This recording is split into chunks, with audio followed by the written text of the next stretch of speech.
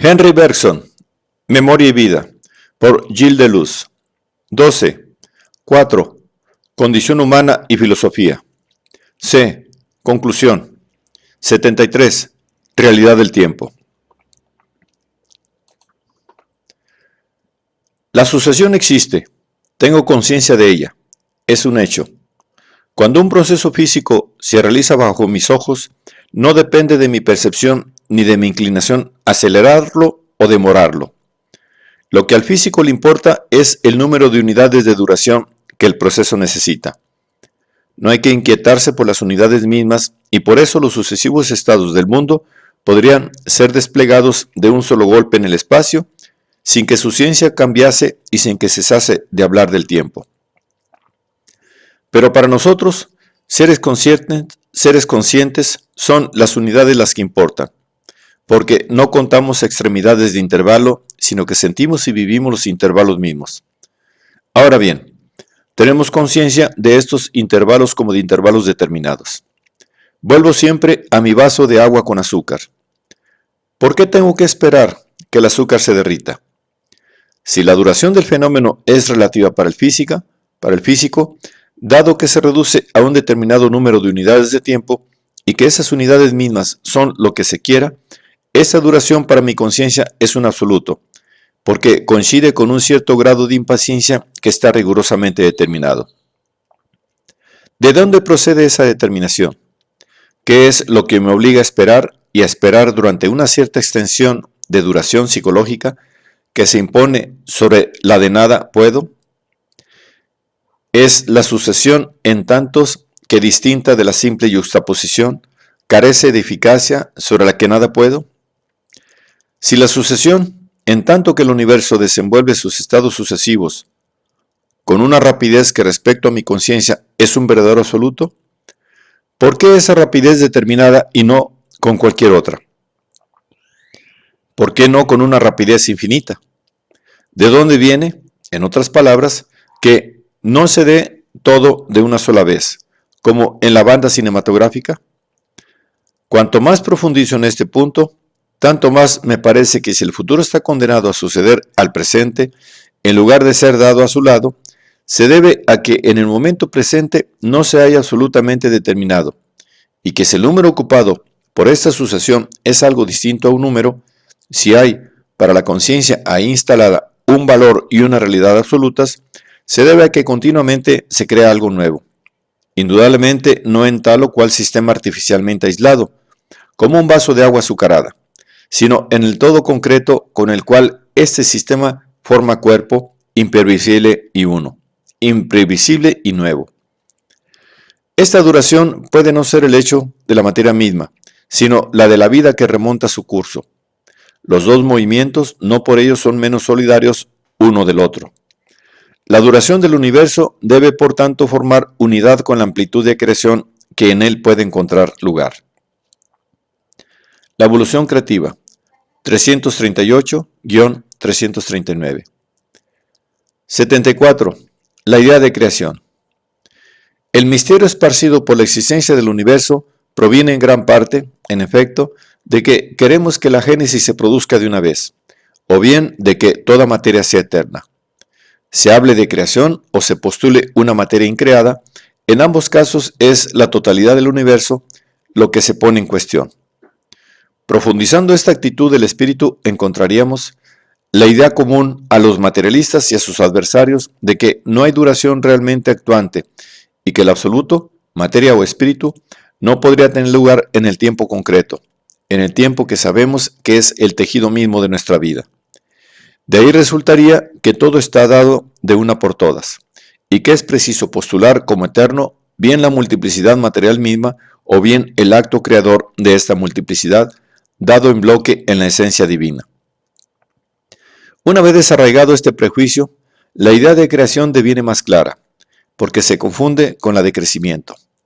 Pero entonces no tenemos que hablar del universo en su totalidad. Todo es oscuro en la idea de creación si se piensa en cosas que serían creadas y en una cosa que crea, como se hace generalmente, como el entendimiento no puede impedir hacer. Pero cosas y estados no son más que consideraciones de nuestro espíritu sobre el devenir.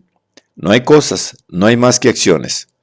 Más particularmente, si considero el mundo en que vivimos, encuentro que la evolución automática y rigurosamente determinada de ese todo bien ligado es la acción que se deshace, y que las formas imprevistas en ella recorta la vida. Formas capaces de prolongarse ellas mismas en movimientos imprevistos representan la acción que se hace. Ahora bien, estoy en todo mi derecho a creer que los demás mundos son análogos al nuestro, que las cosas pasan ahí de la misma manera. Y sé que se han constituido al mismo tiempo, puesto que la observación me muestra, hoy mismo incluso, nebulosas en vías de concentración. Aunque por todas partes se cumple la misma especie de acción, bien que se deshaga, bien que trate de rehacerse, expreso simplemente esta similitud probable cuando hablo de un centro del que los mundos brotarían como los cohetes de un inmenso ramillete, dado que, sin embargo, no considero ese centro una cosa, sino una continuidad de surgimiento. Así definido, Dios no es algo completamente hecho, es vida incesante, acción, libertad. La creación, así concebida, no es un misterio. La experimentamos en nosotros cuando actuamos libremente. Indudablemente resulta absurdo que cosas nuevas puedan añadirse a cosas que existen, puesto que la cosa resulta de una solidificación operada por nuestro entendimiento, y que nunca hay más cosas que aquellas que el entendimiento ha constituido. Hablar de cosas que se crean equivaldría, por tanto, a decir que el entendimiento se da más de lo que en realidad se da. Afirmación contradictoria consigo misma, representación vacía y vana.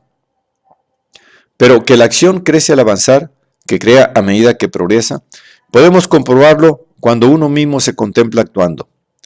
Las cosas se constituyen por el corte instantáneo que el entendimiento practica. En un momento dado, en un flujo de este género, y lo que es misterioso cuando se comparan entre sí los cortes, se torna claro cuando se refiere al flujo. Incluso las modalidades de la acción creadora, en tanto ésta se prosigue en la organización de las formas vivas, se simplifican singularmente cuando se las considera desde este enfoque. Ante la complejidad de un organismo y la multitud casi infinita de análisis y de síntesis entrelazados que presupone, nuestro entendimiento retrocede desconcertado. Que el juego puro y simple de las fuerzas físicas y químicas pueda hacer esta maravilla, apenas podemos creerlo. Y si se trata de una ciencia profunda, ¿cómo comprender la influencia ejercida sobre la materia sin forma por esta forma sin materia? Pero la dificultad nace de que uno se represente estáticamente partículas materiales ya acabadas, yuxtapuestas unas a otras, y estáticamente también una causa exterior que colocaría sobre ellas una organización sabia. En realidad, la vida es un movimiento. La materialidad es el movimiento inverso y cada uno de estos dos movimientos es simple, siendo la materia que forma un mundo un flujo indiviso, siendo también indivisa la vida que la atraviesa y que recorta en ella los seres vivos. De estas dos corrientes, la segunda contraría a la primera, pero la primera obtiene, pese a todo, algo de la segunda. De ahí, de entre ellos, resulta un modus vivendi, que es precisamente la organización. Esta organización adquiere para nuestros sentidos y para nuestra inteligencia la forma de partes completamente exteriores a las partes en el tiempo y en el espacio. No solamente cerramos los ojos sobre la unidad del impulso, que atravesando las generaciones vincula a los individuos a los individuos, las especies a las especies y hace de la serie entera de los vivos una sola e inmensa ola que corre sobre la materia, sino que cada individuo mismo nos parece como un agregado de moléculas y un agregado de hechos. La razón se hallaría en la estructura de nuestra inteligencia que está hecha para actuar desde el exterior sobre la materia y que no la alcanza sino practicando en el flujo de lo real cortes instantáneos, cada uno de los cuales se torna en su fijeza indefinidamente descomponible. Al no percibir en un organismo más que partes exteriores a partes, el entendimiento solo tiene que elegir entre dos sistemas de explicación, o mantener la organización complicada y por ende infinitamente sabia para una reunión fortuita, o referirla a la influencia incomprensible de una fuerza exterior que habría agrupado los elementos. Pero esta complicación es obra del entendimiento, y esa incomprensibilidad es también obra suya. Tratemos de ver, no ya con los ojos de la sola inteligencia, que no capta más que el todo hecho y que mira desde fuera, sino con el espíritu, es decir, con esa facultad de ver que es inmanente a la facultad de actuar y que, en cierto modo, brota de la torsión del querer sobre sí mismo. Todo se pondrá en movimiento y todo se resolverá en movimiento. Allí donde el entendimiento, ejerciéndose sobre la imagen supuesta fija de la acción en marcha, nos mostraba partes infinitamente múltiples y un orden infinitamente sabio, adivinaremos un proceso simple, una acción que se hace mediante una acción del mismo género que se deshace, algo como el camino que se abre el último cohete del fuego de artificio entre los desechos que caen de los cohetes apagados. La evolución creativa, 241-242, 249-251. 75. Duración y libertad. Es por tanto una psicología torpe, víctima del lenguaje, la que nos muestra el alma determinada por una simpatía, una aversión o un odio por tantas otras fuerzas que pasan sobre ella. Estos sentimientos, siempre que hayan alcanzado una profundidad suficiente, representan cada uno al alma entera en el sentido de que todo el contenido del alma se refleja en cada uno de ellos. Decir que el alma se determina bajo la influencia de uno cualquiera de estos sentimientos equivale pues a reconocer que ella se determina a sí misma. El asociacionista reduce el yo a un agregado de hechos de conciencia, sensaciones, sentimientos e ideas. Pero si no ve en estos diversos estados nada más que lo que su nombre explica, si no retiene más que el aspecto impersonal, podrá justaponerlos indefinidamente sin obtener otra cosa que un yo fantasma, la sombra del yo proyectándose en el espacio. Pero si, por el contrario, toma estos estados psicológicos con la coloración particular que revisten en una persona determinada y que viene a cada uno del reflejo de todos los demás, entonces no es necesario asociar varios hechos de conciencia para reconstituir la persona. Está toda entera en uno solo de ellos, siempre que se la sepa escoger. Y la manifestación exterior de este estado interno será precisamente lo que se denomina un acto libre, puesto que solo el yo habrá sido el autor, puesto que expresará el yo todo entero. En ese sentido, la libertad no presenta el carácter absoluto que el espiritualismo le presta a veces. Admite grados, porque es preciso que todos los estados de conciencia vengan a mezclarse a sus congéneres como gotas de lluvia en el agua de un estanque. El yo, en tanto que percibe un espacio homogéneo, presenta cierta superficie, y sobre esta superficie podrán formarse y flotar vegetaciones independientes. Así, una sugestión recibida en estado hipotético no se incorpora a la masa de los hechos de conciencia, pero dotada de una vitalidad propia subsistirá a la persona cuando llegue su hora. Una cólera violenta suscitada por alguna circunstancia accidental, un vicio hereditario que emerge de golpe de las profundidades oscuras del organismo a la superficie de la conciencia, actuarán poco más o menos como una sugestión hipnótica. Al lado de estos términos independientes, encontraríamos series más complejas cuyos elementos se penetran unos a otros, pero que nunca llegan a fundirse perfectamente ellos mismos en la masa compacta del yo. Tal es este conjunto de sentimientos y de ideas que nos vienen de una educación mal entendida, aquella que se dirige más hacia la memoria que hacia el juicio. Se forma aquí, en el seno mismo del yo fundamental, un yo parásito que se apoyará continuamente sobre el otro. Muchos viven así y mueren sin haber conocido la verdadera libertad. Pero la sugestión se tornará persuasión si el yo todo entero se la asimila.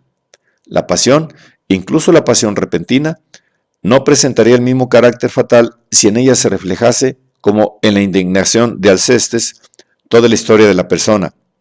Y la educación más autoritaria no suprimiría nada de nuestra libertad si solo nos comunicase ideas y sentimientos capaces de impregnar el alma entera. Pues, en efecto, es del alma entera de donde emana la decisión libre, y el acto será tanto más libre cuanto más tiende a identificarse con el yo fundamental, la serie dinámica a la que se refiere. Datos inmediatos. 124-126. 76. Vida y libertad. Conciencia y materialidad se presentan, por tanto, como formas de existencia radicalmente diferentes, e incluso antagónicas, que adoptan un modus vivendi y se arreglan, bien o mal, entre sí.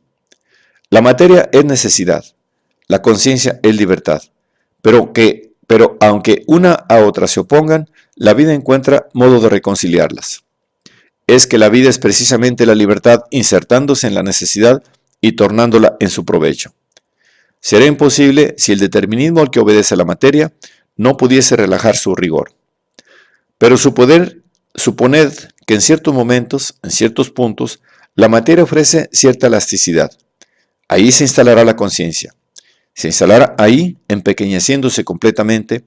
Luego, una vez en su sitio, se dilatará, redondeará su parte y terminará por obtener todo, porque dispone del tiempo y porque la cantidad de indeterminación más ligera, al sumarse indefinidamente a ella, dará toda la libertad que se quiera. Pero vamos a encontrar esta misma conclusión en nuevas líneas de hechos que nos la presentarán con mayor rigor. En efecto, si buscamos cómo un cuerpo vivo se apaña para ejecutar los movimientos, encontramos que su método es siempre el mismo. Consiste en utilizar ciertas sustancias que podrían denominarse explosivas y que, como la pólvora de cañón, no aguardan más que una chispa para explotar. Quiero hablar de los alimentos, más particularmente de las sustancias ternarias, hidratos de carbono y grasas. Una suma considerable de energía potencial se hay ahí, dispuesta a convertirse en movimiento. Esta energía ha sido lenta, gradualmente tomada al sol por las plantas, y el animal que se alimenta con una planta o con un animal que se ha alimentado de una planta, etc., se limita simplemente a pasar a su cuerpo un explosivo que la vida ha fabricado almacenando energía solar. Cuando realiza un movimiento, lo que hace es liberar la energía así aprisionada.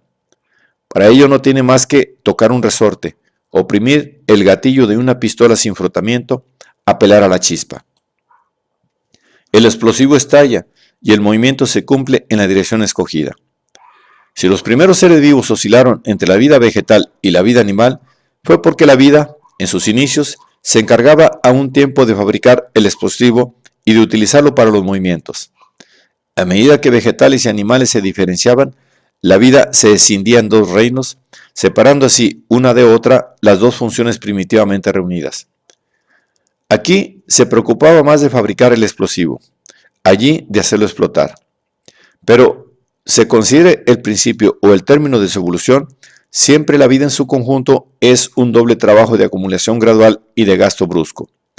Para ella se trata de obtener que la materia, mediante una operación lenta y difícil, almacene una energía de poder que se tornará de un solo golpe energía de movimiento. Ahora bien, ¿cómo procedería de otro modo una causa libre, incapaz de romper la necesidad a la que la materia está sometida, capaz sin embargo de doblegarla y que con la pequeñísima influencia de que dispone sobre la materia querría obtener de ella, en una dirección cada vez mejor escogida, movimientos más poderosos cada vez? Se comportaría precisamente de este modo. Trataría de no tener que hacer otra cosa que mover un resorte o proporcionar una chispa, utilizar instantáneamente una energía que la materia habría acumulado durante todo el tiempo que hubiera sido necesario. La energía espiritual. 13-15. 77. Memoria y libertad. Al tiempo que nuestra percepción actual, y por así decirlo, instantánea, realiza esta división de la materia en objetos independientes, nuestra memoria solidifica en cualidades sensibles el curso continuo de las cosas. Prolonga el pasado en el presente, porque nuestra acción dispondrá del futuro en la proporción exacta en que nuestra percepción, acrecida por la memoria, haya contratado el pasado. Responder a una acción sufrida por una reacción inmediata que ajuste el ritmo y se continúe en la misma dirección, estar en el presente y en un presente que comienza sin cesar. He ahí la ley fundamental de la materia. En esto consiste la necesidad. Si hay acciones libres o al menos parcialmente indeterminadas, no pueden pertenecer más que a los seres capaces de fijar, de vez en cuando, el futuro sobre el que su propio futuro se aplica, de solidificarlo en momentos distintos, de condenar así la materia y, al asimilársela, de dirigirla en movimientos de reacción que pasarán a través de las mallas de la necesidad natural. La tensión más o menos alta de su duración, que en el fondo expresa su mayor o menor intensidad de vida, determina así la fuerza de concentración de su percepción y el grado de su libertad. La independencia de su acción sobre la materia ambiente se afirma cada vez mejor a medida que se desprenden más del ritmo por el que esta materia transcurre. De suerte que las cualidades sensibles, tales como se representan en nuestra percepción doble de memoria, son los momentos sucesivos obtenidos por la solidificación de lo real. Pero para distinguir estos momentos y también para religarlos juntos por un hilo común a nuestra existencia, ya de las cosas, no es preciso imaginar un esquema abstracto de la sucesión en general, un medio homogéneo e indiferente que sea, al paso de la materia, en el sentido de su longitud, lo que el espacio es en el sentido de la anchura. En esto consiste el tiempo homogéneo. Espacio homogéneo y tiempo homogéneo no son, por tanto, ni propiedades de las cosas, ni condiciones esenciales de nuestra facultad de conocerlas. Expresan, en una forma abstracta, el doble trabajo de solidificación y de división que hacemos sufrir a la continuidad móvil de lo real para asegurarnos los puntos de apoyo, para fijar los centros de operación, para introducir, en fin, cambios verdaderos. Son los esquemas de nuestra acción sobre la materia. Materia y memoria, 236-237.